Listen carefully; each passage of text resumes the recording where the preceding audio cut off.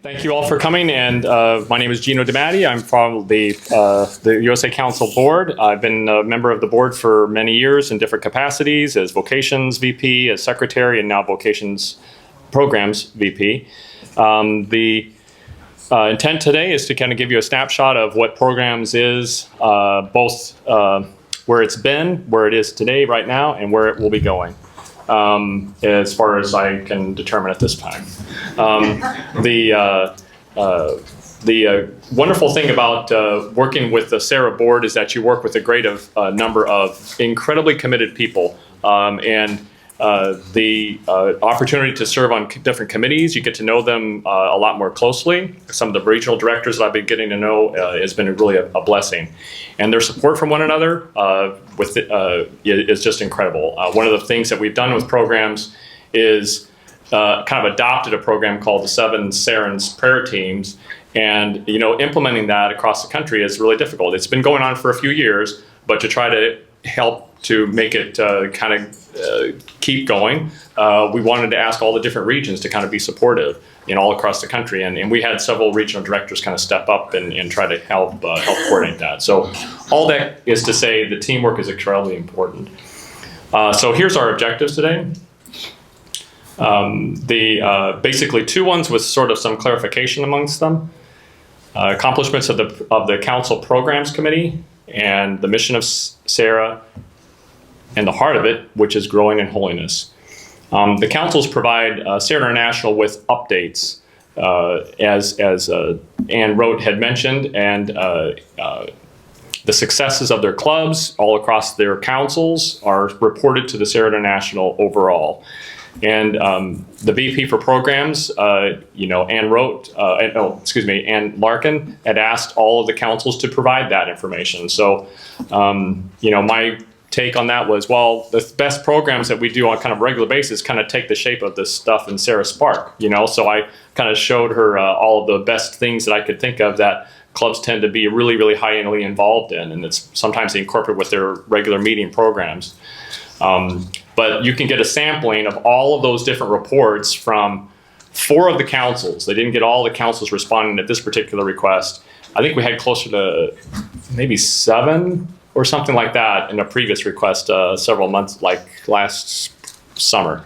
But at any rate, at this one, and I got copies of that available to you today. So you'll be able to kind of peruse that at your own leisure. But it's really good. You have to have a perspective if you're ever kind of concerned about whether your club is doing something that is right or wrong, or it could be better. When you look and read some of these things, it's just incredible. You can find out what's happening in Canada, or maybe the things that they're doing in Australia, or wherever that might be. The VP SI for Programs permission, she allowed me to make that available to you. My summary had the Serra Spark website in mind, so you'll probably see a lot of things that look familiar if you've been on the Serra Spark very much.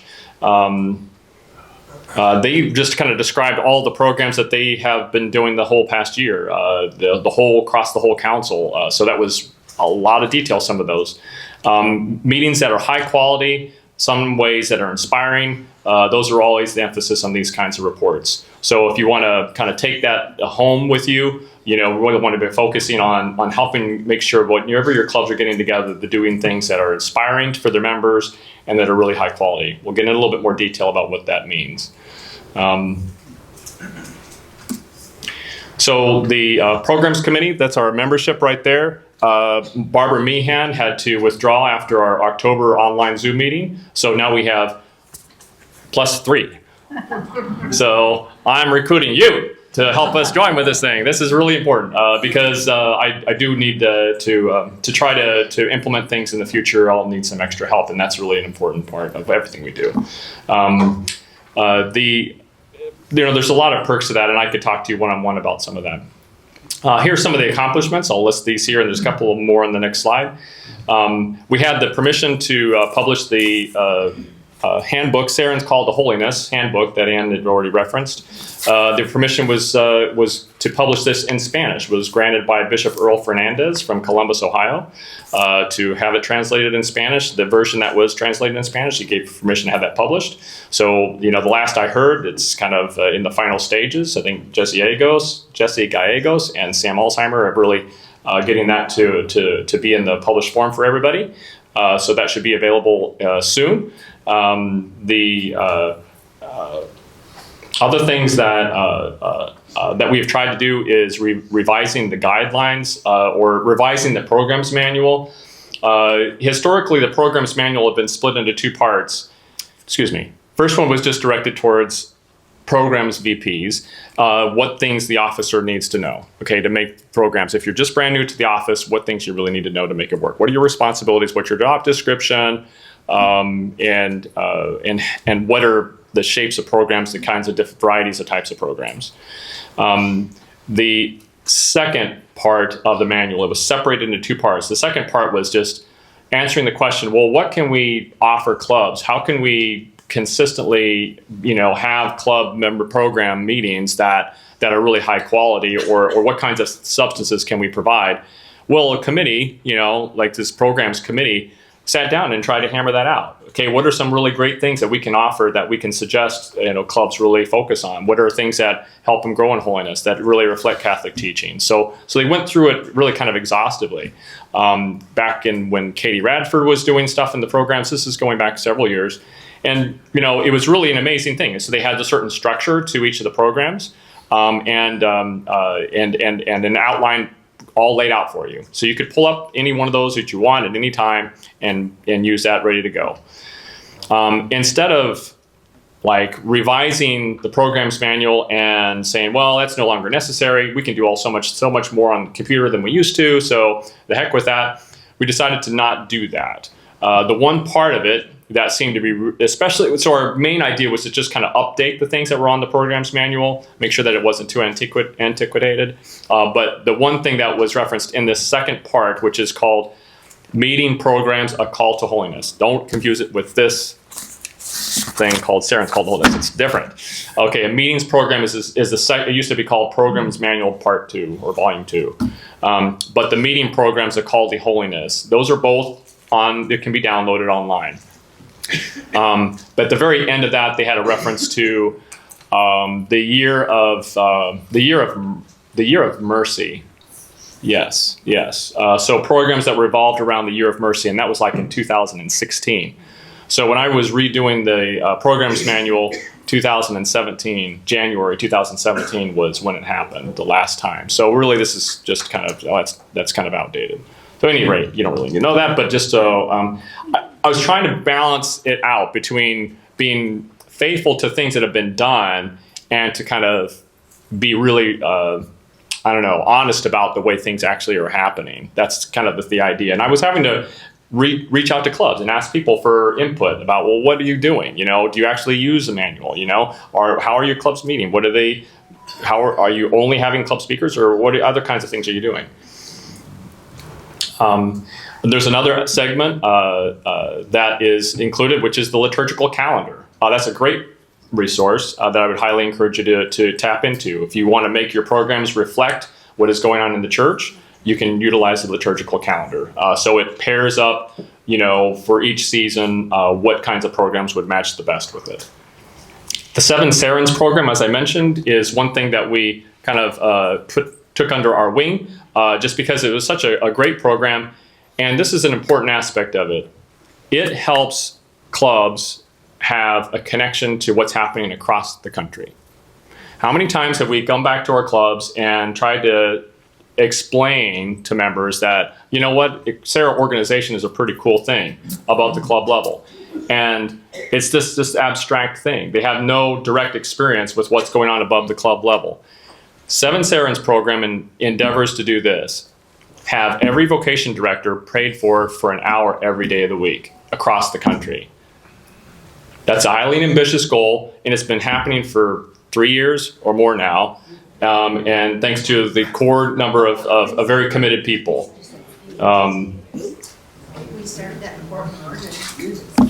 years ago. 197 dioceses, 191 Serra clubs now. So you can see that there's this gap, right? 197 dioceses, 197 vocation directors, and there's 191 Serra clubs.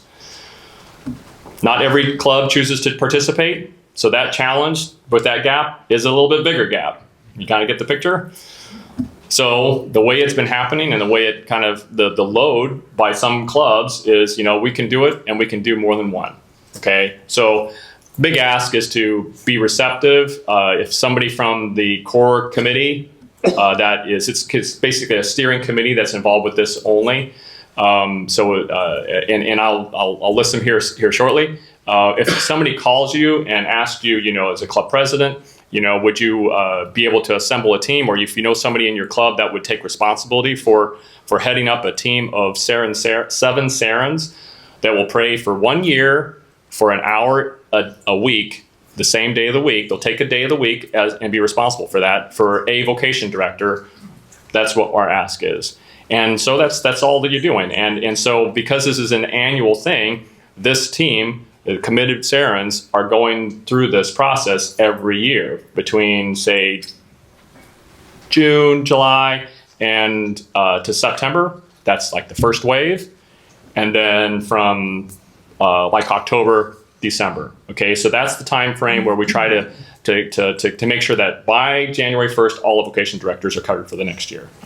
There's 2 waves, simply because the first week of September is when the conference for the Diocesan Vocation Directors happens, and all the new vocation directors are known, and we try to make sure that they're covered in the first wave. Okay? Because from our perspective, it's so much easier to call up clubs that have done it already to say, hey, you know what? We're going to need this done again. You want to do this again? The same thing, same vocation director. Are you good to go? It's a much easier phone call to make. Getting those new vocation directors covered is a little trickier. So, because there's some adjusting going on, right? So here you go. I want to make sure that you recognize these individuals and tell them thank you, because this is not easy work. They've been committed to it for years now. Judy Cousins, Jim Henscheid, Beth Hutton, right there, Juanita Smith, Kathy Nichols, Kathy Ahern, also regional director, Joe Daiquiri, regional director at the time, Rosemarie Stimple, another regional director.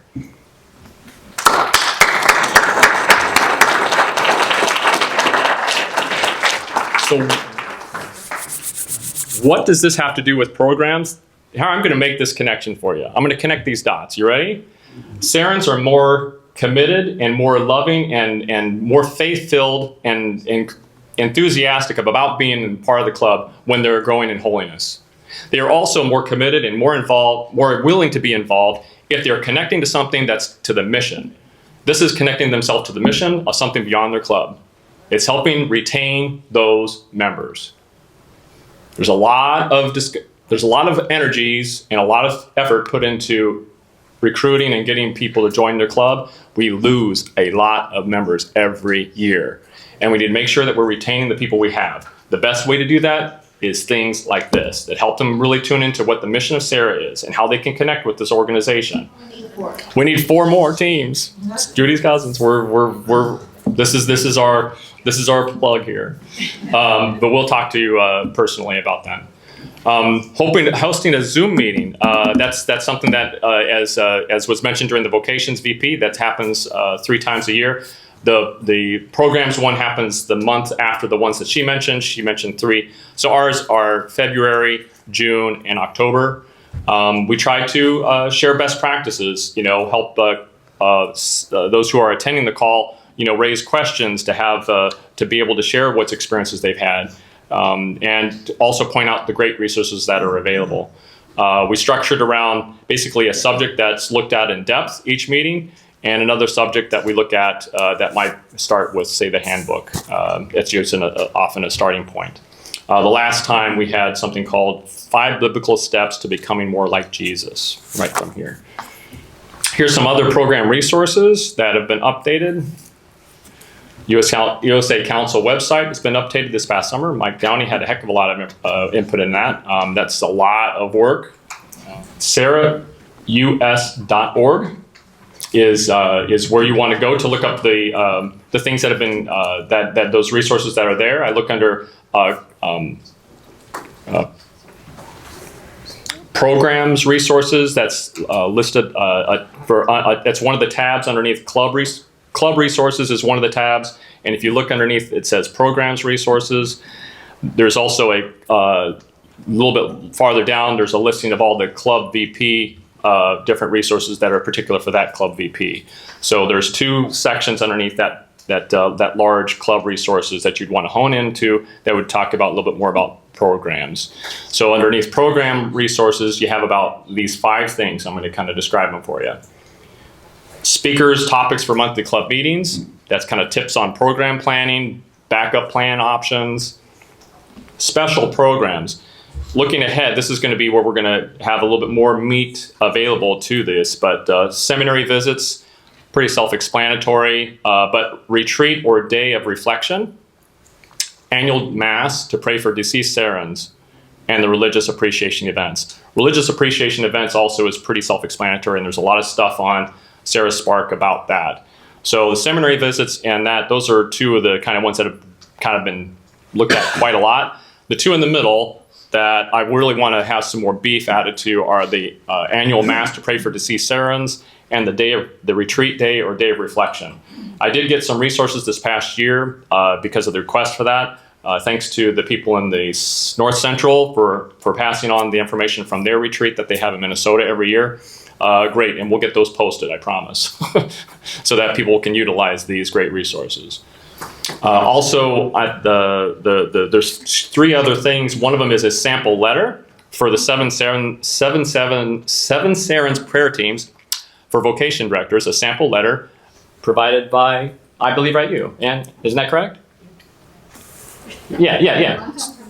So it was a while ago, but basically it's saying, this is, we're notifying this vocation director that we're praying for you. This is really what the program's all about. And this is the, an opportunity to have a relationship that is, has a little bit more depth to it than it had before. So know that we're with you all the way. It's just really kind of breaking that ground. It's a great letter.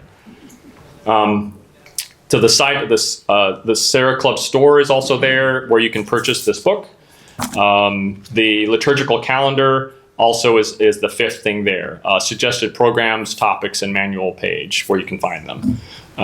Right now, what's there is the 2025 year C, and I have the file. It hasn't really been uploaded yet for 2026 year A, so that will be updated. For vocation VP for programs, underneath there, you're going to have this links to the manuals, parts 1 and 2. The part 2 is this manual I was talking about earlier called program meetings, Serran's called Holiness. But the programs manual 1, there's also how to use the manual part 1. That's a link from a spring leadership training conference. It really gives you like a script. So just kind of reading through that gives you some idea about, just how useful some of these things can be in the manual. There's a sample planning calendar that's also there. That's actually taken from a club in New Orleans. That's for this particular calendar year. So that's a really good resource too. That's just an example, right? Here's the mission statement. It was already mentioned this today. That's an important thing that every Serran should know and memorize, right? To foster and affirm vocations to the ordained priesthood and avowed religious life, and through this ministry to grow in our Catholic faith. All that we do as Serrans should have a focus on vocations. There is a give and take. If you're a pastor, you can make a decision every week. Do you say something that's going to make people feel really warm and cuddly inside and make them feel real good, and hopefully next week the numbers will do this a little bit higher? Or do you actually preach the Catholic faith to them, and not, sugarcoat anything like that? This is a decision that Vocations VP and the Vocations Committee decides. Do you want to attract as many people as possible to come to your meetings and have the most, charismatic person you can think of in your immediate area and be there and then advertise the heck out of that and bring them in? Or do you want to do something that's really talking about the Catholic faith and helps people grow in holiness? Ideally, you don't have to choose between the two. But, I'm in Lima, Ohio. Sometimes it's a hard thing to find in Lima, those people that are really on fire and really teaching the Catholic faith. Because after a while, the Lima Club's been there, this year, 60 years? Yeah, 60 years. So, we've had a lot of speakers over 60 years. So, but we have a lot of resources at our disposal, and today there is no excuse for utilizing those resources to help your programs be quality and consistent. So having a guest speaker come in that you kind of wonder, what does this really have to do with our mission? That should be the bottom line, everything we do. Recall that every Serra Club is a charter. It comes from our bishop. The apostolate, our work, is in unison with that of the church. All that we do supports the local church, our diocese, and our parishes in our area. Our call to holiness. So clubs vary about how they present their programs. They tend to have these elements to some degree. Other elements are more hit or miss. You can have some kind of a balance really between prayer and works. Prayer, things that are oriented to a person's or a group's relationship with and worship of God. Works, oriented towards a person or group's relationship with others. The most common program, is a guest speaker who comes in and talks about their vocation story. We are friends with priests and religious, so it's obviously important. We're supporting them, and they're actually sharing something that's very personal to them. That's part of their journey. You want to get to know them. The ask in this context is to say, how does this vocation story inspire members to want to serve God more faithfully in their own vocation? Their own vocation as a single person, as a married person. We all have that vocation. So how does listening to somebody's vocation story help you understand your own vocation story? Other things that are essential, prayer, obviously. There's some different examples of different types of devotions and things that clubs use regularly, and works, lots of different ways in which that happens in a club. Not every meeting has all those elements, but there's always some kind of a fellowship where you're having something offered to people, helping people get to know each other a lot better. But having really a good balance. I think that's the essential take home about what makes a quality program, is having a balance between those two. And again, not every program is going to have this, but you look over the whole arch, they should have, of a year, over several programs, you should have some elements of each of those. That's how it balances out. The programs that hit target, when you have programs that are hitting the target, like on a consistent basis, they are planned and carried out by a vocations VP and members of a programs committee. They're more informed about their Catholic faith. Members are more informed about their Catholic faith. They're on fire to serve the church. They readily share their excitement. They invite people, their friends, to come to a meeting. They sacrifice some of their time and talent to serve as a leader in their club or at some level. They're generous in support of the church and their organization.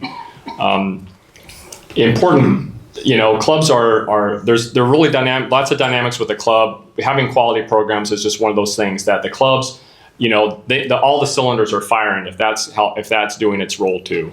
That makes Serrans more involved, more enthusiastic about being Serrans. You can do different kind of evaluations. Part of the program's manual number 1 was different assessment. When I asked Serrans, what are you thinking about these evaluations? I got some interesting feedback. One of them I want to actually read to you. Attendance at meetings suffers if one or more of these elements are not right. And he's basically saying quality programs basically is a reflection about how well they are attended. And that's a valid point. One or more of these things is not right. Prayer, it affects your attendance. Prayer, speaker, food or hospitality, location, space, or time of the meeting.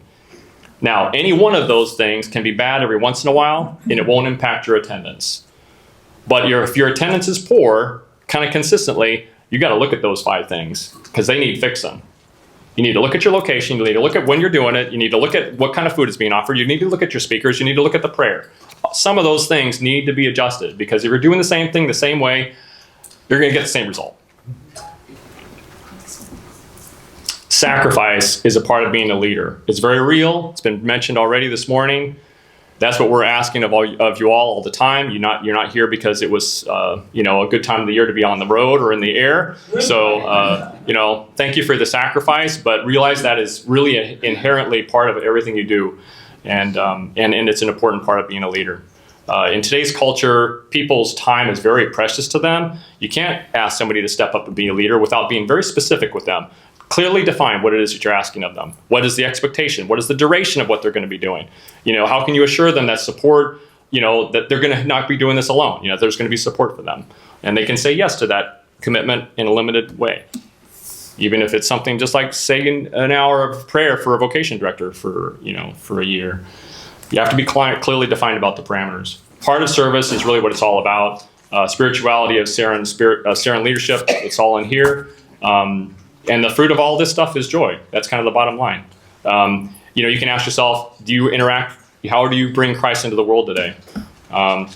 There's lots of things that we have to be thankful for. That's always kind of what I fall back on. I do this kind of stuff, and I'm really on the shoulders of people that have gone before me. I'm so thankful for people like Homer Radford and his wife. So it's great. I personally want to appreciate all the people that I see around here that I've followed in the footsteps with. So here's the last prayer, and I promise I'm wrapping this up. In the name of the Father, and the Son, and the Holy Spirit, amen. If you are not familiar with Sisters of Life, I'll share a little bit more with this. But this is just walking through, entrusting our work with the walk of Mary, who really opened the floodgates for grace for us with her yes. Mary, with your consent, here's the responses in this litany. Mary, with your consent, you became the mother of God, and torrents of grace poured forth upon the earth. Together we walk the path you have opened. In times of lowliness, Mary, be with me. In times of turmoil and uncertainty, Mary, be with me. In times of grief, loss, or illness, Mary, be with me. In times of sadness or depression, Mary, be with me. In times of lost plans and broken promises, Mary, be with me. When I am anxious about the welfare of my family, Mary, be with me. When a job or financial stress weighs heavily on my heart, Mary, be with me. When I am discouraged by the weight of my sins, Mary, be with me. When I am tempted, Mary, be with me. When I am afraid, Mary, be with me. When the Lord calls me to greater kindness and love, Mary, be with me. When the Lord calls me to greater forgiveness, Mary, be with me. When the Lord calls me to greater purity, Mary, be with me. On the wings of your fiat, Mary, I proclaim mine. Together we sing a Magnificat of praise.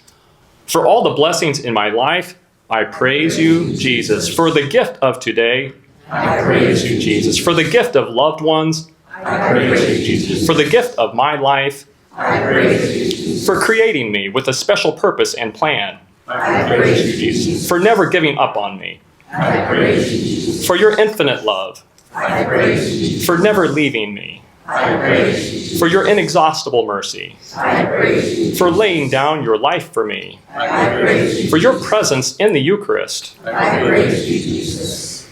For the greater good you will bring out of everything, especially in moments when I feel helpless and vulnerable, I praise you, Jesus. In the midst of uncertainty, I praise you, Jesus. In the midst of difficulty, I praise you, Jesus. In the midst of humiliation, I praise you, Jesus. In the midst of what appears as failure, I praise you, Jesus. For sending your mother to me in both joyful and sorrowful moments, I praise you, Jesus. With Mary I sing, the Almighty has done great things for me, and holy is his name. Amen. Father, the Son, and the Holy Spirit.